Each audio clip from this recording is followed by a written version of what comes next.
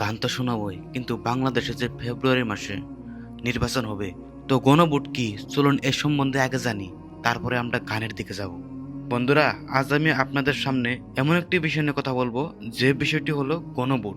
এটি আপনার সন্তানের ভবিষ্যৎ, আপনার পরিবারের নিরাপত্তা আর এই দেশের আগামী দিনের ভাগ্য নির্ধারণ করবে।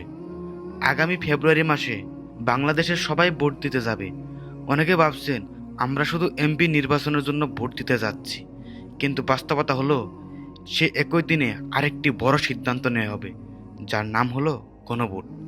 এই গণভোট এমন একটি সিদ্ধান্ত যেটা নিলে দেশ আগের মতো চলবে নাকি নতুন পথে হাঁটবে, সেটা জনগণই ঠিক করবে।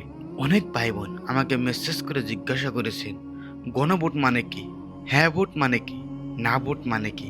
প্রথমে খুব সহজ করে বলি, গণভোট মানে হলো দেশটি চালানোর জন্য বদলানো হবে কিছু নিয়মকানুন। এর সিদ্ধান্ত জনগণের হাতে নেবে। এখানে দুইটা রাস্তা আছে, একটা রাস্তা হলো হ্যাঁ ভোট, আরেকটা রাস্তা হলো না ভোট। এখন ধরুন আপনি যদি না ভোট দেন, তার মানে হলো আজ যেভাবে দেশ চলছে, যেভাবে বড় বড় লোকেরা ইচ্ছামতো ক্ষমতার ব্যবহার করে, যেভাবে ভোট চুরি হয়, যেভাবে দুর্নীতি হয়, সব কিছু আগের মতোই চলবে। কোনো নিয়ম আসবে না, কোনো বড় পরিবর্তন হবে না। অর্থাৎ যারা এতদিন দেশ চালিয়ে সমস্যার পাহাড় বানিয়েছে, তারা আবার সুযোগ পাবে। এখন আসি হ্যাঁ ভোটে। হ্যাঁ ভোট মানে হলো দেশটি চালানোর জন্য নতুন কিছু নিয়ম চালু হবে। এই নতুন নিয়মগুলোর নাম জুলাই সনদ। এখন অনেকেই বলবে, জুলাই সনদ কি? জুলাই সনদ মানে দেশটি সঠিকভাবে চালানোর জন্য একটি লিখিত চুক্তি। এটা কোনো এক ব্যক্তির লেখা না, এটা কোনো এক দলের বানানো না। সব রাজনৈতিক দল বসে আলোচনা করে এই সনদটি তৈরি করেছে। যদি জুলাই সনদ চালু হয়, তাহলে কি কি বদলাবে চলুন একবার জেনে আসি। প্রথম পরিবর্তন, নির্বাচন আগের মতো হবে না। আর কেউ রাতের আঁধারে ভোট বাক্স করে চুরি করে নিতে পারবে না, আর কেউ দিনের বেলা কেন্দ্র দখল করতে পারবে না।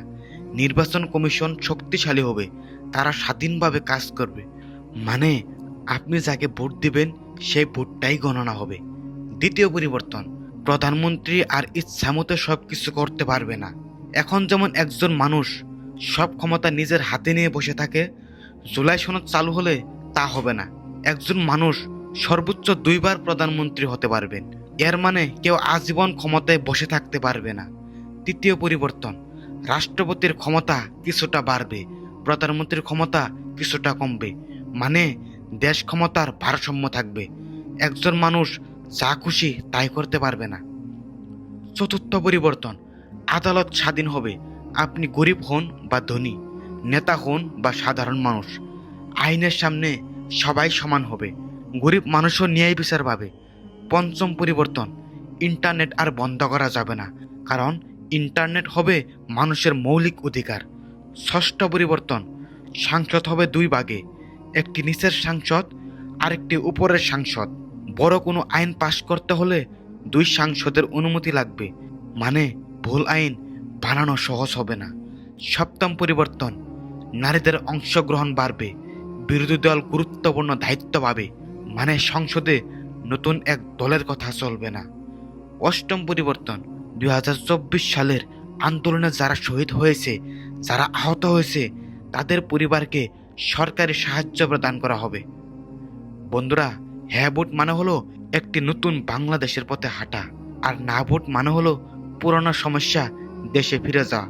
আপনি যদি আপনার সন্তানের ভালো ভবিষ্যৎ চান, আপনি যদি ন্যায় বিচার চান, আপনি যদি শান্তিতে থাকতে চান, তাহলে গণভোটে কোনটি দিবেন সেটা আপনি নিজেই চিন্তা করে দেখুন। 500 বা 1000 টাকায় নিজের ভোট বিক্রি করবেন না। এই দেশ আপনার, এই দেশ বাংলাদেশের সবার, এই দেশ গোটা বাংলাদেশের। সঠিক সিদ্ধান্ত নেন, সঠিক দায়িত্ব নিন। তো আপনারা তো বুঝতে পারলেন গণভোট কি। যারা যারা বাংলাদেশের দর্শক আছেন, আপনারা যেহেতু ফেব্রুয়ারি মাসে ভোট দিতে যাবেন, তার সাথে আপনাদের গণভোটও দিতে হবে। তো গণভোট কি আপনারা তো বুঝতে পারলেন। তো চলুন গানটা শুনিয়ে দিই। তুমি দয়াল, আমি কাঙাল।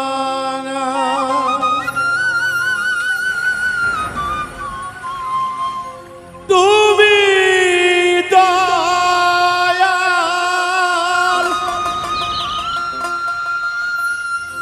আমি কাঙাল,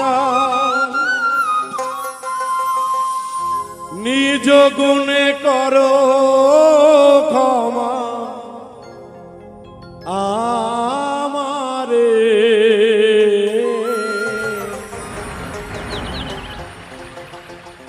দয়া করো আমারে।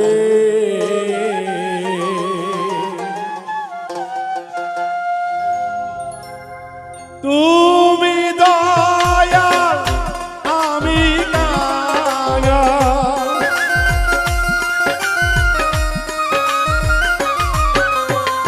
তুমি দয়াল আমি কাঙাল, নিজ গুণ করো ক্ষমা আমারে।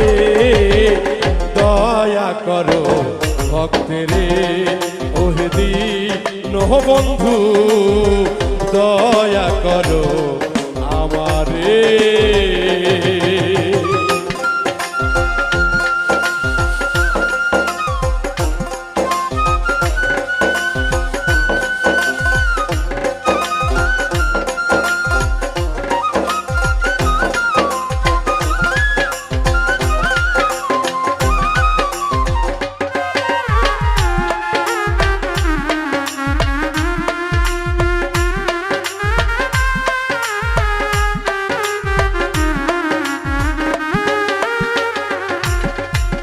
দয়ারো ভান্ডার তুমি অতীত পাব, বিদ্যা বুদ্ধিহীনা আমি অভাজন।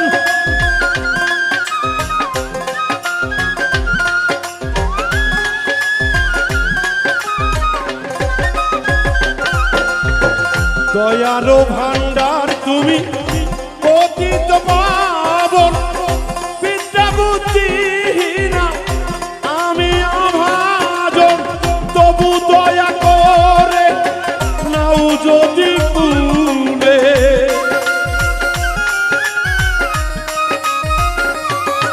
এই তবু দয়া করে নাও যদি কুলে, থাকিব বিন্দা শোন সেরে। দয়া করো আমারে ওহো দীন বন্ধু, দয়া করো ভক্তেরে।